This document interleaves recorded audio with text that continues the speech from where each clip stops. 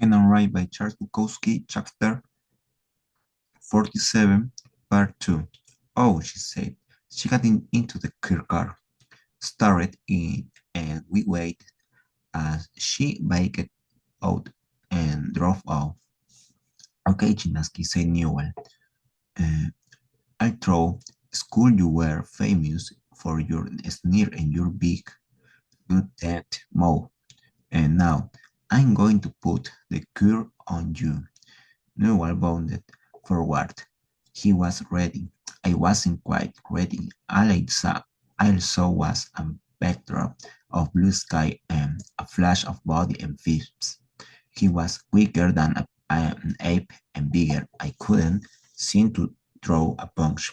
I only felt his fists and they were rock hard, squinting through punch eyes. I could see his fists. Seeing landing my good. He had power and it seemed endless, and there was no place to go. I began to think maybe you are a sissy, maybe you should be, maybe you should quit. But as he continued to punch, my fear vanished. I felt only astonishment at his strength and energy. Where did he get it? A swing like him, he was loaded.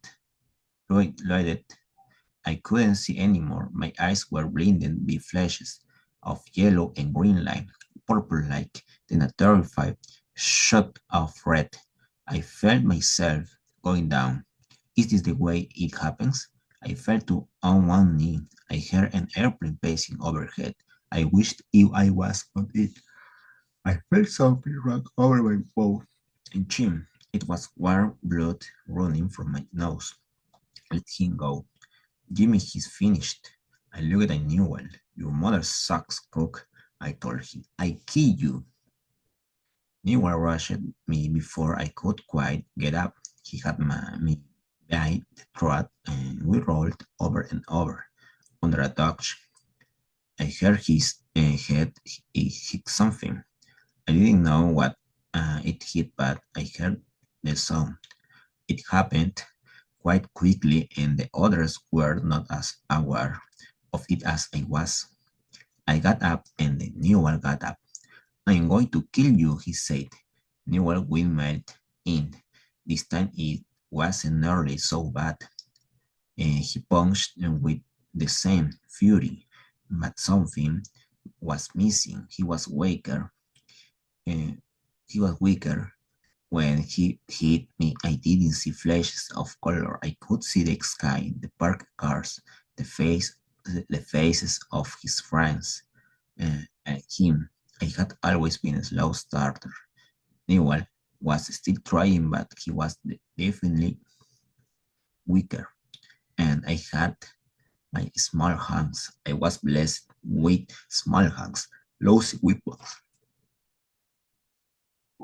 But over time, those uh, years were to have the desire and the need to live, but not the ability. I dug hard right to his belly, and I heard him gasp, so I grabbed him behind the neck with my left and dug another right to his belly. Then I pushed him off and cracked him with a one-two right into the sculpted face. I saw his eyes, and it was great. It was bringing something to him that he had never felt before. He was terrified because he didn't know how to handle defeat. I decided to finish him slowly, and someone slugged me on the back of the head. It was a good hard shot. I turned and looked. It was his red-headed friend, Carl Evans. I yelled, pointed at him. Stay the fuck away from me. I'll take all of you one of I'll take all of you one at a time. As soon as I done with this guy, you're next. It didn't take much to finish Jimmy. I even tried some fancy footwork. I jabbed a bit, played around, and then I moved in and started punching. He took it pretty good, and for a while I thought I couldn't finish it, but all of a sudden he gave me this strange look which said, "Hey, look, maybe we ought to be buddies and go have a couple of beers together." Then he dropped his friend's mood and picked it up. I talked to him. "Hey, Jim, you okay? What the son of a bitch do you do to you, Jim?" While cleaning his drawers, Jim just give us the word. "Take me home," Jim said. I watched them go down the stairway, all of them trying to hold him up. The one guy carrying his sheet and undersheet. I went downstairs to get my car.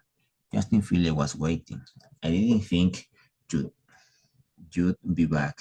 He smiled disdainfully. "Don't fraternize with the unskilled help," I told him. I pushed it off. My face, my clothes. I was pretty badly messed up. I walked to the elevator and hit the button. The albino came in due time. The doors opened. "The words out," he said. "The your heavyweight champion of the world. News travel fast in places where nothing much ever happens." Ferris always slides and air was waiting. "You just don't go around beating the shit out of our customers." It was only one. We have no way of knowing when you might start in the others. This guy bait me. We don't give a damn about that. That's what happens, and we know is that you were offline. How about my check? It will me. It it'll be made. Okay, see you. Wait, I need your locker key. I got out my keychain, which only had one other key on it, pulled off the locker key, and handed it to Ferris. Then I walked to the employee's door, pulled it open. It was a heavy steel door which worked unwarily. As it opened, letting in the light, I turned and gave Ferris a small wave. He didn't respond. He just looked straight at me. Then the other closed up him. I liked him somehow. Chapter 48. So you couldn't hold a job for a week? We were eating meatballs and spaghetti. My problems were always discussed at dinner time. Dinner time was almost always um, an unhappy time. I didn't answer my father's question. "What happened? Why did that can your ass?" I didn't answer. "Henry answered your father when he speaks to you," my mother said. "He couldn't have it, that's all." Look at his face," said my mother. "It's are bruised and, and cut. Did your boss beat you up, Henry?" "No, mother." "Why don't you eat, Henry? You never seem to be hungry." "He can't eat," said my father. "He can't work. He can't do anything. He's not worth a fuck." "You shouldn't talk that way at the dinner table, Daddy," my mother told him. "Well, it's true." My father had an immense ball of spaghetti rolled on his fork.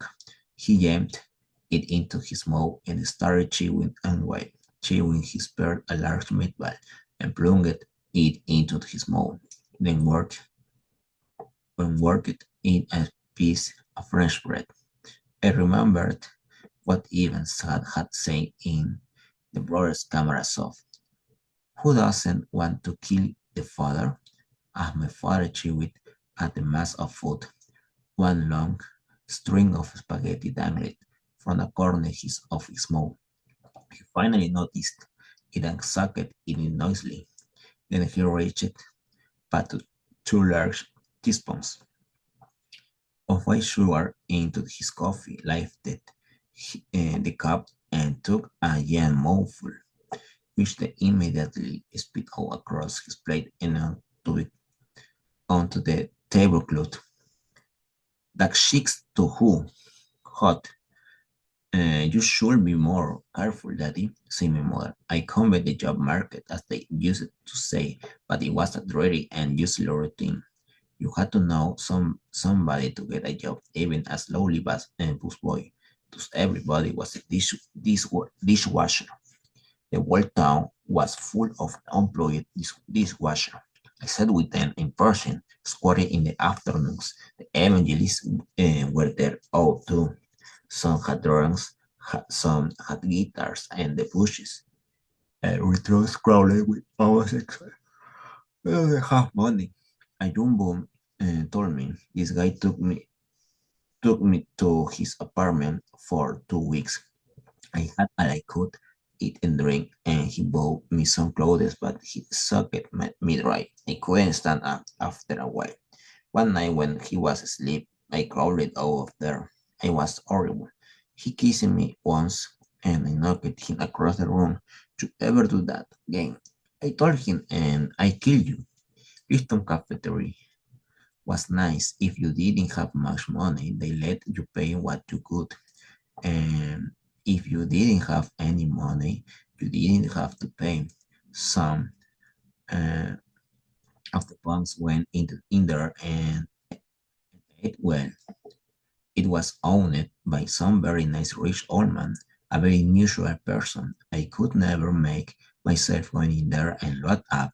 I got on for a coffee and an apple pie and give them a nickel. Sometimes I'd get a couple of winnies.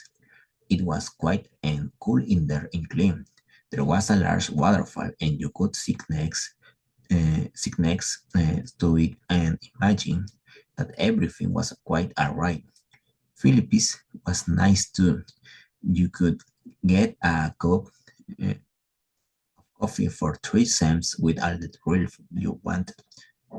You could sit in there all day drinking coffee and they never ask. You live to mother how bad you look. They just ask the bones not to bring in their wine and drink in there eat there. Places like that gave you hope when there wasn't much people hope. The men in Pershing Square argued all day about whether there was a God or not. Most of the didn't argue very well, but no, and then you got a religionist and a atheist who were well versed, and it was a good show.